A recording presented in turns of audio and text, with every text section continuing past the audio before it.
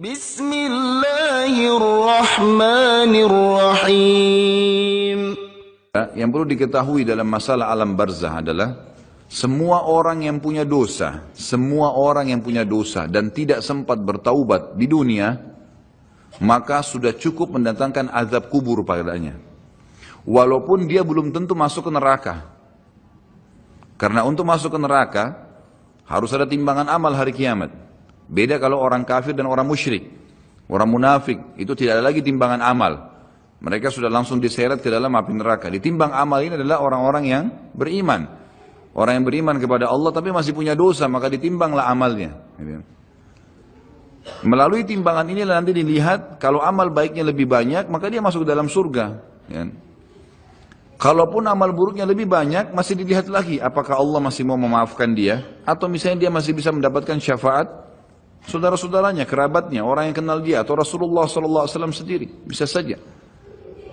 Jadi dia bisa saja selamat ke surga. Jadi untuk masuk ke neraka itu ada proses, tapi azab kubur nggak ada prosesnya. Siapapun meninggal punya dosa, teman-teman sekalian, hati-hati. Sekecil apapun dosa itu sudah cukup mendatangkan siksa kubur. Walaupun belum tentu dia masuk ke dalam api neraka. Jadi jangan dianggap remeh. Makanya kisah yang masyhur berhubungan dengan masalahnya adalah kisah Uthman bin Affan radhiyallahu anhu yang pernah menziarahi kuburan lalu terisak-isak menangis seperti anak kecil. Lalu beberapa teman-temannya di zaman khilafah beliau berkata, "Wahai Amir Mu'minin, kenapa anda menangis melihat kuburan? Padahal Nabi SAW sudah menjamin buat anda surga. Dan anda ini siapa? Terkenal anak mantunya Nabi SAW, ya, dapat jaminan surga. Nabi sebutkan lisannya langsung, Uthman di surga, dijamin. Bagaimana bisa anda menangis seperti ini?" Jawaban Uthman radhiyallahu anhu sangat bijak. Orang yang beriman dan berilmu punya jawaban yang tepat. Dia mengatakan Rasulullah SAW menjamin buat saya surga, tapi tidak menjamin saya selamat dari siksa kubur. Dari mana jaminan saya disiksa dulu di kubur? Nanti saya masuk surga, betul. Tapi di kubur disiksa dulu karena masih ada dosa. Maka pemahaman yang dikeluarkan oleh para ulama tentang tadi saya bilang, dosa itu sekecil apapun sudah cukup untuk membuat adanya siksaan, gitu kan? Itu karena pernyataan Uthman bin Affan yang menyebutkan statement tadi, gitu kan? Jadi kita harus memahami poin ini, teman-teman sekalian. Makanya jangan pernah tunda minta maaf sama orang. Jangan pernah tunda mengembalikan haknya orang lain. Jangan pernah menganggap remeh dosa-dosa kecil. Tidak boleh sama sekali. Karena kita akan lihat nanti salah satu penyebab azab kubur adalah tidak cebok pada saat kencing.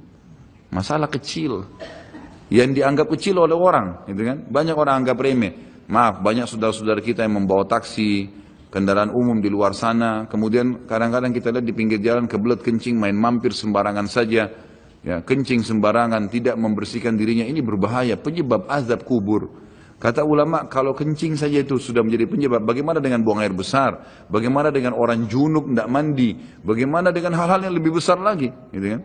Karena memahami hukum-hukum syari seperti ini, kalau hal yang kecil saja dilarang, berarti hal yang besar lebih pantas untuk dilarang. Kalau hal kecil saja mendatangkan azab, berarti hal yang lebih besar lebih pantas mendatangkan azab. Jadi harus hati-hati, gitu kan? Kalau amal ibadah kecil kita kerjakan sudah besar pahalanya, bagaimana dengan amal yang wajib misalnya, atau amal yang besar yang kita kerjakan? Kalau umrah fadilahnya besar, berarti haji lebih besar. Kalau sholat sunnah besar, tahajud, maka sholat 5 waktu lebih besar pahalanya, dan seterusnya. Jadi poin-poin ini dalam mukaddimah kita harus difahamin baik-baik, gitu kan? Terutama yang terakhir saya ucapkan tadi, hati-hati teman-teman sekalian. Saya juga tahu diri saya pasti punya salah, tapi saya mengajak diri saya dan jemaah sekalian untuk beristighfar kepada Allah, bertaubat. Jangan tunda pengembalian haknya orang lain, meminta maaf kalau punya kesalahan. Jangan tunda-tunda, jangan bilang nanti Idul Fitri baru saya minta maaf. Nggak ada perintah dalam agama seperti itu. Sebelum pejamkan mata nanti malam minta maaf semua. Dan orang cerdas adalah orang yang tidak menyiapkan musuh pada hari kiamat. Hati-hati. Jangan siapkan musuh siapapun dia.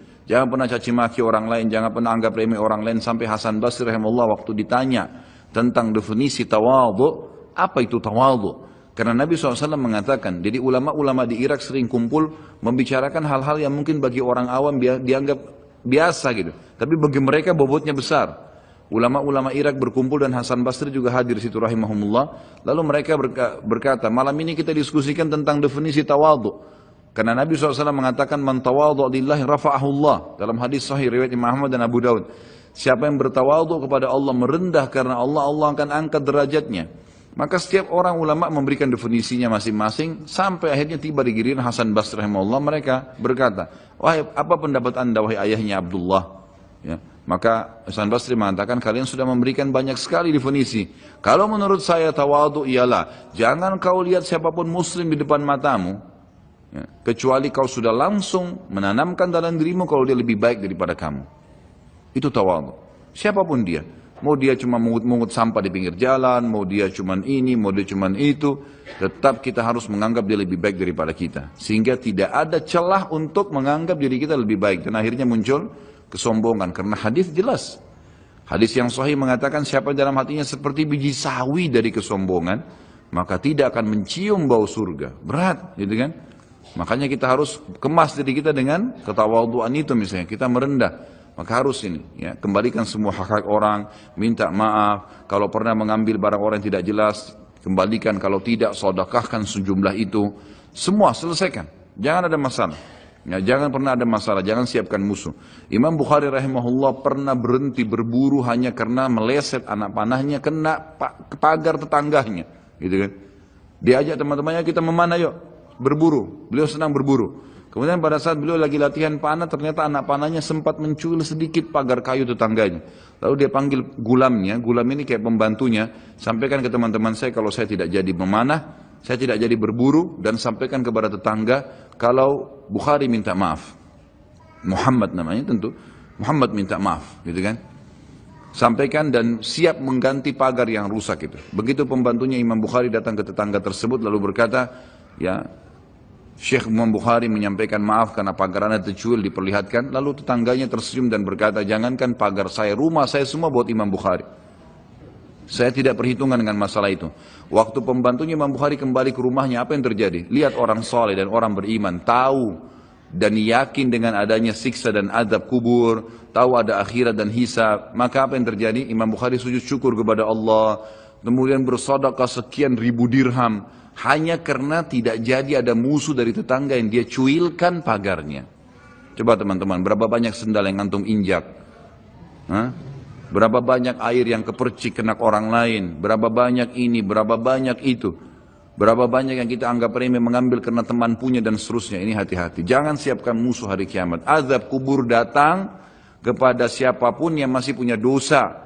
Dan dosa ada hubungannya dengan Allah subhanahu wa ta'ala, ada hubungannya dengan makhluk. Kalau berhubungan dengan Allah Azza wa Jal, kita bertaubat kepada Allah. Allah Maha Pemurah. Dia akan terima taubat hamba-hambanya asal ikhlas. Tapi dengan makhluk nggak bisa. Mencuri, menggunjing, memfitnah, ya, mengambil, memakan, ya, merusak namanya orang lain. Ini nggak boleh. Ini harus selain taubat kepada Allah, meminta maaf kepada orangnya. Nah, ini tidak boleh ditunda ini. Nggak ada gengsi di sini. Jadi ini manfaat yang sangat besar dalam muqaddimah pembahasan masalah azab kubur. Kita dengarkan dalilnya. Dalil-dalil naqli secara wahyu disebutkan oleh Syekh Abu Bakar rahimahullah. Yang pertama berita dari Allah subhanahu wa ta'ala tentang kenikmatan dan azab kubur. Seperti di dalam firman-Nya disebutkan, surah Al-Anfal ayat 50-51, A'udzu billahi minasyaitonir rajim, walau tara idh yatawaffa alladhina kafaru al-malaikatu yadribuna wujuhahum wa adbarahum wa dhuqu adzabal hariq. Dzalika bima qaddamat aydikum wa anna Allah laysa bidhallamin lil 'abid. Kalau kamu melihat, kalau seandainya kalian bisa melihat, kata Allah Azza wa Jal, bagaimana para malaikat mencabut jiwanya orang-orang kafir dan memukul, seraya memukul muka dan belakang mereka, bokong mereka. Dan dikatakan pada saat itu, rasakanlah oleh kalian siksa neraka yang membakar. Tentulah kalian akan merasa ngeri. Demikian itu disebabkan oleh perbuatan tangan kalian sendiri. Sungguhnya Allah sekali-kali tidak menganiaya hambanya. Kata ulama tafsir yang dimaksud adalah pada saat dicabut ruhnya, dihantam wajah dan bokongnya, kemudian dirasakan rasa panas. Pada saat dimasukkan ke kuburan, dia akan merasakan juga panasnya api, sampai dibangkitkan pada hari kiamat. Ini makna tafsir dari ayat. Juga dihubungkan dengan yang lainnya adalah, Allah subhanahu wa ta'ala menutup ayat ini sambil berkata, itu karena perbuatan tangan kalian sendiri. Kata ulama tafsir, Allah Azza wa Jalla dengan kemahamurahannya, walaupun orang kafir, Fir'aun menantang Allah menganggap dirinya Tuhan, masih didakwahi dan sampai detik terakhir sebelum dia ditenggelamkan masih diberikan kesempatan untuk taubat. Makanya kata Nabi SAW, wala yahliku illa halik, tidak ada orang yang masuk neraka kecuali orang yang bobrok. Karena sampai dia mau meninggal, sinyal Allah terus datang untuk taubat. Baik dari lisannya orang lain kah, fenomena yang terjadi kah, ada saja. Maka orang yang cerdas harus bisa mengambil pelajaran. Teman-teman, ulama juga menitikberatkan begini. Setiap azab Allah akan datang yang besar, Allah selalu datangkan azab yang kecil sebagai peringatan. Sebelum seseorang itu rubuh hotelnya, terbongkar aibnya karena dia berzina, akhirnya dibuka orang seluruh dunia bisa melihat. Maka pada saat pertama dia mau berzina, Allah Subhanahu wa taala tanamkan rasa takut dalam dirinya, khawatir ketahuan. Tangkap tak sinyal itu? Enggak, tetap ngotot jalan. Baik, setelah itu Allah Subhanahu wa taala buat pasangannya telepon. Ada temannya telepon, gitu kan? Atau pasangan yang sedang dia akan ini juga begitu. Tetap juga tidak mau. Maka mungkin digerebek pada saat dia masuk di hotel, kemudian ketahuan, dipublikasikan oleh polisi, masih juga diulangin, maka sekalian Allah rubuhkan tempat itu dengan gempa, kemudian terbongkar lebih besar aibnya. Seperti pernah terjadi di Mesir begitu. Akhirnya rubuh sebuah hotel yang memang selalu dipakai untuk zina, dan banyak sekali, subhanallah, dengan hikmah Allah, orang-orang yang berzina meninggal sementara mereka lagi berzina dan tidak rusak badannya di hotel itu, sementara hotelnya hancur. Allah datangkan azab yang besar setelah datang tahapan-tahapan yang kecil. Harus sadar, Allah juga datangkan keimanan yang sangat besar setelah kita berusaha mendatangi iman-iman yang kecil, gitu kan? Berbuat dulu amal-amal soleh, nanti Allah akan datangkan keimanan. Terus kita jaga, akan datang keimanan yang besar sekalian, yang akhirnya kita sudah betul-betul siap untuk berkorban di jalan Allah Subhanahu wa taala.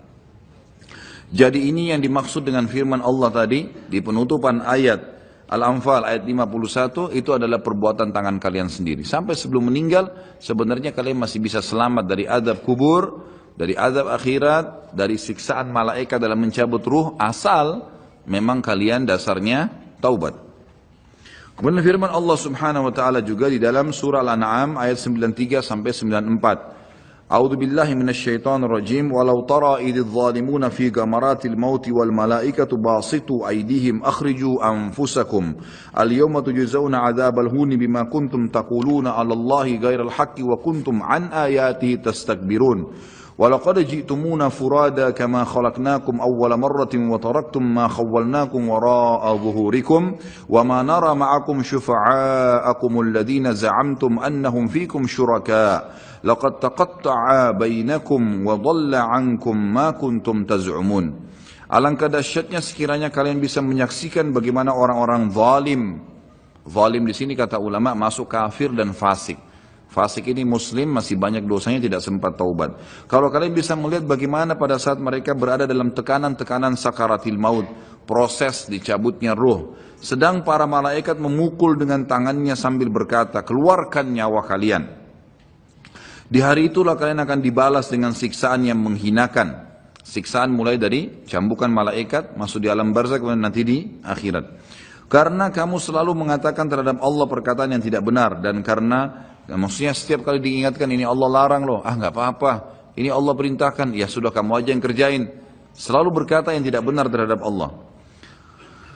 Dan juga kamu selalu menyombongkan diri terhadap ayat-ayatnya. Dan sesungguhnya kalian datang pada kami pada saat ini sendirian, sebagaimana kami ciptakan pada mulanya. Dan kalian tinggalkan di belakang kalian di dunia apa yang telah kami karuniakan kepada kalian, rumah, kendaraan, harta dan seterusnya, dan kami tiada melihat beserta kalian pemberi syafaat yang kalian anggap bahwa mereka itu sekutu-sekutu Allah di antara kalian. Mana teman-teman, mana patung yang disembah, mana jimat yang dipakai, mana jin yang sering dipanggil. Kata Allah, tidak ada mereka semuanya. Sungguh telah terputuslah pertalian antara kalian dan telah lenyaplah dari kalian apa yang dahulu kalian anggap sebagai sekutu Allah. Ayat ini menjelaskan kepada kita ada proses kematian dan pindahnya ke alam barzah. Kemudian surah At-Taubah ayat 101 berbunyi, a'udzubillahi minasyaitonirrajim, sanu'adzibuhum marrataini thumma yuradduna ila 'adzabin 'adzim. Nanti mereka akan kami siksa 2 kali, kemudian mereka akan dikembalikan pada azab yang besar. Di sini dimaksud kata ulama tafsir, kami akan berikan mereka azab 2 kali di alam barzah dan di alam akhirat bagi orang-orang yang kafir. Ya. Ini berarti penyebutan ada 2 kali siksa, di alam kubur ada siksa dan juga ada di akhirat nanti. Kemudian surah Ghafir ayat 46, ini cerita Allah SWT sampaikan tentang Fir'aun. Disiksa dulu di alam barzah, baru kemudian dimasukkan ke neraka. Jadi 2 kali juga diazab. A'udzu billahi minasyaitonir rajim. An-naru yu'raduna 'alaiha guduwan wa 'ashiyya wa yawma taqumus sa'atu adkhilu ala fir'auna ashaddal 'adzab. Kepada mereka ditampakkan neraka pada pagi dan petang di kuburannya. Dan pada hari terjadinya kiamat dikatakan kepada malaikat, masukkanlah keluarga Fir'aun dan kaumnya ke dalam azab yang sangat keras. Kata ulama tafsir, makna ayat ini jelas akan ada azab alam barzah ya, dan juga ada azab akhirat bagi Fir'aun atau orang yang kafir. Bagi orang-orang yang beriman, Allah Subhanahu wa taala akan memudahkan mereka menjawab pertanyaan malaikat di kuburan. Dan itu Allah sebutkan dalam surah Ibrahim ayat 27. Berarti ada proses di alam barzah. Kalau tadi orang-orang kafir dan fasik itu tersiksa, maka ini adalah orang-orang beriman bisa menjawab pertanyaan. Kata Allah Subhanahu wa taala, "A'udzubillahi minasyaitonir rajim. Yutsabbitullahu alladhina amanu bil qawli tsabiti fil hayatid dunya wa fil akhirah wa yudhillullahu adh-dhalimin wa yaf'alullahu ma yasha'." Allah meneguhkan iman orang-orang yang beriman dengan ucapan yang teguh di dalam kehidupan dunia dan di akhirat. Kata ulama tafsir, kehidupan dunia adalah orang-orang beriman kalau pelajari agamanya, setiap kali ditanya kenapa kamu sholat, kenapa kamu puasa, kenapa kamu jujur, kenapa kamu begini, maka dia bisa menjawabnya di dunia dan di akhirat. Kata ulama tafsir, akhirat adalah pertanyaan malaikat di kuburan dan juga nanti pada saat ditimbangan amal hari kiamat. Dan Allah menyesatkan orang-orang zalim dan berbuat apa yang dia kehendaki. Maksudnya orang-orang zalim tidak bisa menjawab pertanyaan malaikat di dalam kuburan. Ini semua ayat-ayat Al-Quran yang menjelaskan tentang adanya azab atau alam barzah, ada azab dan ada nikmatnya. Kita dengarkan hadis Nabi SAW. Poin kedua dalam kitab kita ini adalah informasi Rasulullah SAW mengenai hal itu.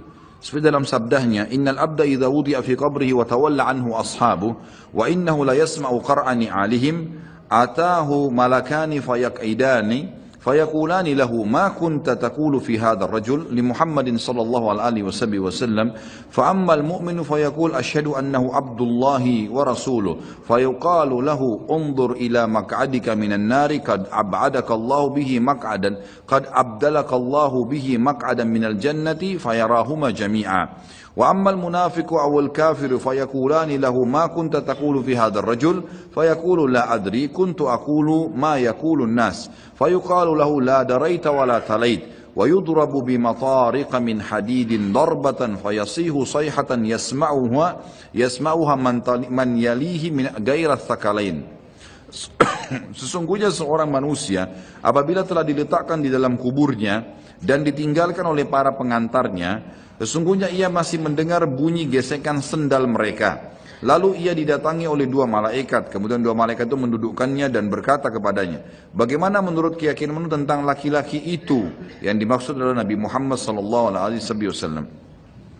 Maka seseorang mukmin akan menjawab, aku bersaksi bahwasanya dia adalah hamba dan utusan Allah. Lalu dikatakan kepada mayat tersebut, lihatlah tempat dudukmu dari neraka telah diganti oleh Allah dengan tempat duduk dari surga. Sisi mayit pun melihat kedua tempat tersebut. Adapun terhadap orang munafik atau orang kafir, maka kedua malaikat akan bertanya kepadanya, bagaimana menurut keyakinanmu tentang laki-laki itu? Maksudnya Nabi Muhammad SAW. Maka ia akan menjawab, aku tidak tahu. Aku mengikuti apa yang diyakini banyak orang. Lalu dikatakan kepadanya, kamu tidak tahu dan juga tidak mengikutinya. Sambil dipukul 1 kali dengan palu yang terbuat dari besi, sehingga ia berteriak keras dan dapat didengar oleh semua makhluk kecuali jin dan manusia. Hadis ini riwayat Imam Bukhari. Ditambah dengan riwayat yang lain, sama juga sahih, kata Nabi SAW, lalu malaikat mencambuknya dengan besi. Ini tidak disebutkan dalam buku sini. Saya tambahkan, ditambukkan dengan besi yang semua makhluk Allah mendengarkan kecuali jin dan manusia. Dan kalau jin dan manusia mendengar pencambukan tersebut, maka mereka akan meninggal seketika. Karena kerasnya cambukan itu. Hadis ini menjelaskan kepada kita tentang adanya azab kubur. Selanjutnya hadis Bukhari juga, di mana Nabi SAW bersabda, "Idza mata ahadukum urida alaihi maq'aduhu bil ghadati wal 'ashi, In kana min ahli an-nar fa min ahli an-nar fayuqalu lahu hadha maq'aduka hatta yab'atsaka Allahu ila yaumil qiyamah. Apabila salah seorang dari kalian meninggal, maka ditampakkan kepadanya tempat duduknya di waktu pagi dan petang. Jika orang itu termasuk penghuni neraka, maka tempat duduknya dari penghuni neraka. Lalu dikatakan kepadanya, inilah tempat dudukmu sampai Allah membangkitkanmu nanti pada hari kiamat. Jadi sambil disiksa, sambil diperlihatkan pada pagi dan sore hari tempatnya di api neraka. Perlu kita tahu juga, ulama memberikan gambaran setiap manusia, beriman atau kafir, mereka punya tempat di surga dan di neraka. Kita semuanya punya tempat di surga dan di neraka. Dua-duanya kita miliki. Fon diambil dulu. Jadi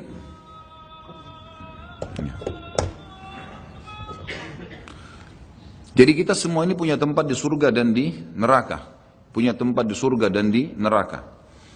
Kalau seseorang mukmin meninggal dunia, maka tempatnya di surga ditempati oleh dia dan tempat di neraka diberikan kepada orang kafir. Kalau dia meninggal dalam keadaan kafir, atau dia munafik, atau dia musyrik, kekal di api neraka, maka dia akan mendapatkan tempatnya di neraka dan tempat yang di surga diberikan kepada orang-orang yang beriman. Karena hadis ini menjelaskan kepada kita, tempatnya diberikan yang di neraka misalnya, tempatnya diberikan yang di surga, gitu kan, diberikan, maka diberikan kepada dia tempat yang layak dia dapatkan. Kalau dia beriman tapi masih punya dosa, layak masuk neraka dulu, maka dia akan tempati tempatnya di neraka. Setelah dosanya bersih baru dia masuk ke dalam surganya. Seperti itu memahami makna daripada hadis tadi. Kemudian juga ada hadis yang lain, tidak disebutkan dalam buku ini, saya sebutkan, kata Nabi SAW, kalau seseorang mukmin meninggal dunia maka akan datang kepadanya 3 sosok malaikat. 2 malaikat rahmat kiri kanan membawa kain kafan dari surga, dan 1 malaikat maut di ubun-ubun kepalanya yang mengatakan kepadanya, hai jiwa yang baik, kembalilah kepada rahmat dan pengampunan Tuhanmu. Maka ruhnya keluar lebih mudah daripada air dari mulut kendi. Kemudian ditangkap oleh malaikat rahmat dan dibungkus dengan kain kafan dari surga, lalu dibawa ke langit. Begitu menembus 7 lapis langit, setiap malaikat di langit berkata kepada malaikat rahmat, siapa ini? Sungguh mulia ruh ini. Kata Nabi SAW, karena ruhnya mengeluarkan wangi yang lebih wangi daripada bau kasturi. Dan insya Allah mudah-mudahan kita termasuk di sini. Lalu berkata Nabi SAW, semua malaikat berkata, semoga Allah membuat ruh ini lewat di sisi kami. Lalu sampai di langit ke-7, terdengar suara dari langit, ini tidak dijelaskan, Allah langsung yang menyampaikan atau malaikat yang menyampaikan pesan Allah. Maka dikatakan, catatkan hambaku ini termasuk penghuni surga, kembalikan dari dunia, di sana saya ciptakan, di sana pula saya akan bangkitkan. Diantarlah jenazahnya, ruhnya bersama jenazahnya diantar oleh kerabatnya, lalu 3 langkah pengantar masih meninggalkan tempat tersebut, dia masih mendengar suara sandal mereka. Sampai setelah 3 langkah, maka malaikat datang mendudukkan dia lalu bertanya, siapa Tuhanmu, siapa Nabimu, apa kitabmu? Kalau dia orang mukmin, dia menjawab sebagaimana tadi dalam Al-Quran yang disebutkan dalilnya ya, yang dalam surah Ibrahim ayat 27 itu. Kata Nabi SAW, kalau kalian mau bacalah ayat itu, yuthabbitullahu alladhina amanu bil qawli tsabit bil hayatid dunya wa fil akhirah. Al-ayah. Allah akan tetapkan di lisan orang-orang beriman untuk menjawab pertanyaan di dunia dan juga di akhirat. Akhirat termasuk alam barzah. Maka dia jawab, Tuhanku Allah, Nabiku Muhammad, kitabku Al-Quran. Setelah itu dibukakan baginya pintu neraka. Dia ketakutan melihat azab, siksaan, orang teriak, api yang berkobar-kobar, luar biasa. Sebagaimana juga nanti akan kita bahas kalau membahas masalah neraka. Neraka itu nanti akan penuh, ya, akan penuh tergenang dengan nanah dan darah penghuni neraka. Dan akan menjadi minuman dan makanan penghuni neraka itu sendiri. Na'udzubillah. Maka dia ketakutan, lalu kata malaikat, lihatlah dari apa Allah selamatkan dirimu. Dulu kau bisa masuk sini, tapi karena kau patuh, kau beriman, beramal soleh, kau selamat. Ditutup, dibuka pintu surga, dayang-dayang, permadani, istana, buah-buahan. Dia kagum, kata malaikat, ini tempat kau sekarang. Maka dia pun berdoa mengatakan, ya Allah cepatkan waktu karena aku ingin masuk ke dalam surgaku. Lalu kemudian datang di sebelahnya orang yang tampan, bajunya bersih, badannya wangi. Lalu dia kagum mengatakan, siapa kamu ini? Kata dia, saya amal baik yang akan menemani kau sampai hari kiamat. Solat anda, ini hadir di majelis ilmu seperti ini, puasa, sedekah, bakti dengan orang tua, kerjakan saja itu sampai mati, insya Allah akan menemani kita di kuburan.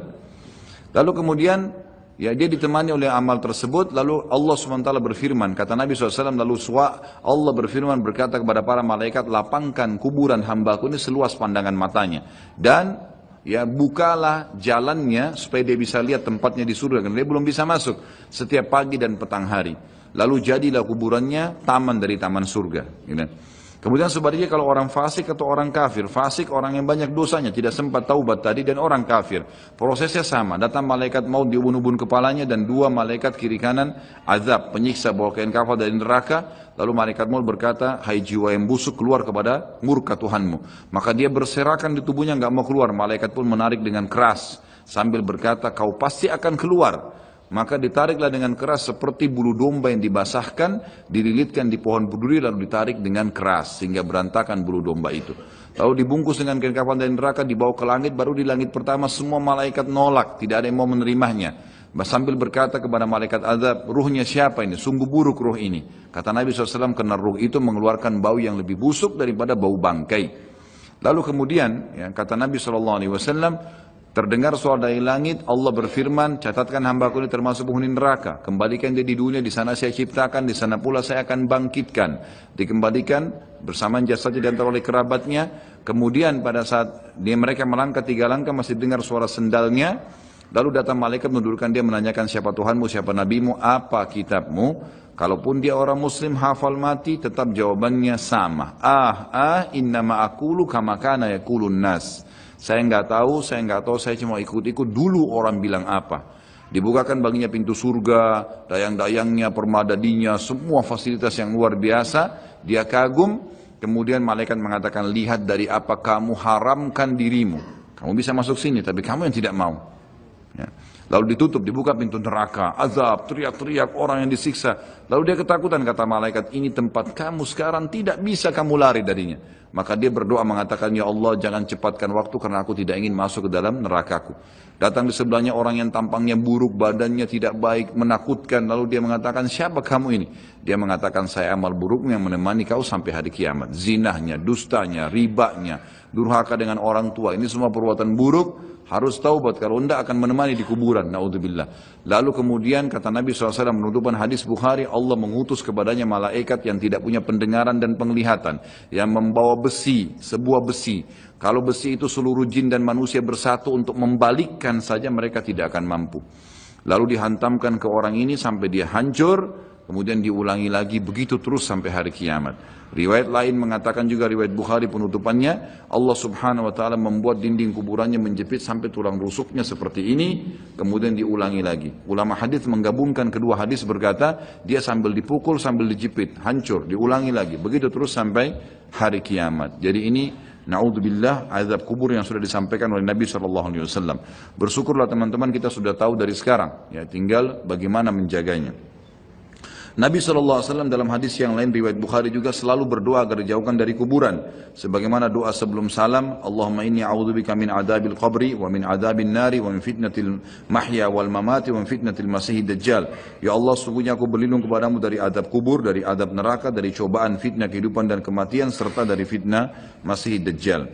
Dalil terakhir kita baca, baru kemudian azan, adalah saat Nabi SAW melewati 2 kuburan. Di dalam hadis Bukhari juga, beliau bersabda, lewati kuburan tersebut, innahuma yu'adzabani wa ma yu'adzabani min kabir. Kedua penghuni kuburan ini sedang disiksa, dan mereka disiksa bukan pada hal yang dianggap besar oleh manusia. Thumma qala, bala amma ahaduhuma. Lalu beliau berkata, sebenarnya itu bisa dikategorikan dosa besar. Kalau salah seorang dari mereka, fakana yas'a bin namima, karena suka mengadu domba. Wa ammal akharu fakana la yastatiru min bauli. Yang satunya lagi tidak bersuci pada saat dia sedang kencing. Yang terakhir dalil nakli adalah poin ketiga, berimannya jutaan para ulama, orang-orang soleh dan orang-orang mukmin dari umat Nabi Muhammad SAW dan umat-umat yang lain kepada adanya azab kubur dan kenikmatannya serta segala apa yang diriwayatkan berkenaan dengannya. Silakan azan dulu, insyaallah baru kita lanjutkan. Atau kiamat mempunyai konsekuensi iman kepada adanya azab dan kenikmatan kubur.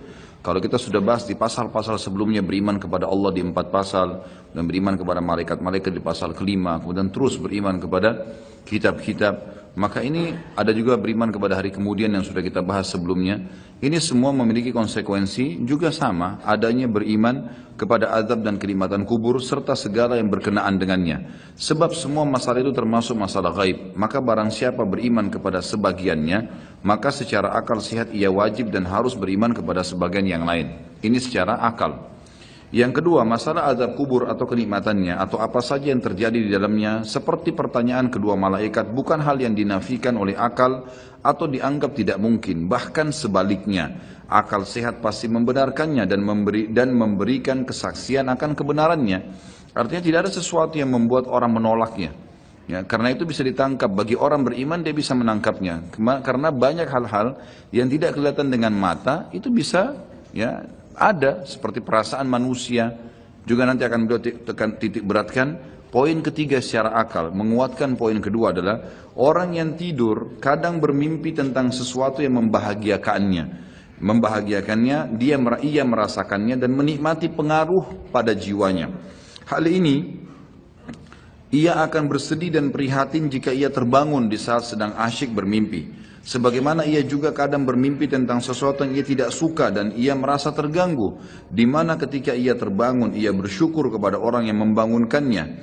Kalaulah ada seseorang yang membangunkan di saat ia sedang merasakan kenikmatan atau merasa terganggu di dalam tidurnya yang benar-benar sedang terjadi pada jiwanya, bahkan ia terpengaruh dengannya, padahal itu adalah hal yang tidak dapat diketahui dengan mata atau tidak kelihatan dengan mata telanjang dan tidak dapat kita saksikan secara kasat mata dan tidak pula ada seorang yang mengingkarinya.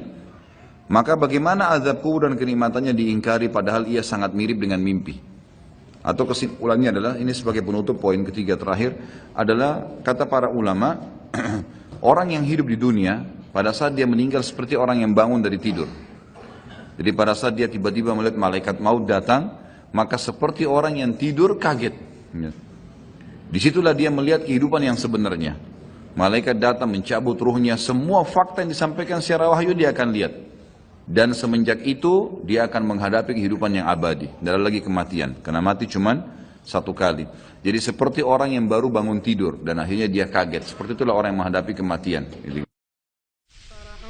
جاب خواطرنا حلم يطويه تخرجنا أيام الجد قضيناها وهنا الإنجاز يسامرنا فرح قد جاب خواطرنا حلم يطويه تخرجنا أيام الجد قضيناها وهنا الإنجاز يسامرنا